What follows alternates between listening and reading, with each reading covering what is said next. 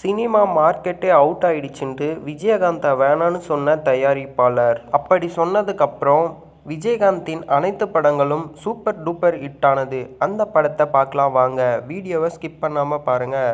விஜயகாந்த் மற்றும் எஸ்.ஏ. சந்திரசேகர் இவரின் திரை வாழ்க்கையில் ஏற்பட்ட சரிவு, தன்னம்பிக்கையும் விடாமுயற்சியும் எப்படி வெற்றியாக மாறியது என்பதற்கு சாட்சி திரைப்படம் சிறந்த உதாரணமாகும். திரைத்துறையில் இன்று சாதித்துள்ள கதாநாயகர்கள் 90% கதாநாயகர்கள் கடுமையான சோதனைகளையும் பிறகுதான் சாதித்துள்ளனர். அதில் விஜயகாந்தும் ஒருவர்.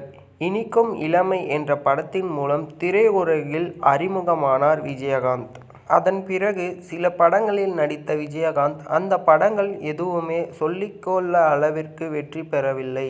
வெற்றியை பெற முடியாத தவித்திருந்த விஜயகாந்துக்கு சாட்டை என்ற ஒரு படத்தில் இருந்து மிகப்பெரிய வெற்றியை கொடுத்தது. 100 நாள் ஓடிய அந்த திரைப்படம்தான் விஜயகாந்துக்கு வெற்றியை கொடுத்தது. அதன் பிறகு சந்திரசேகர் இயக்கத்தில் வீரப்பா தயாரிப்பில் நெஞ்சிலே துணிவிருந்தால் படத்தில் நடித்தார் விஜயகாந்த்.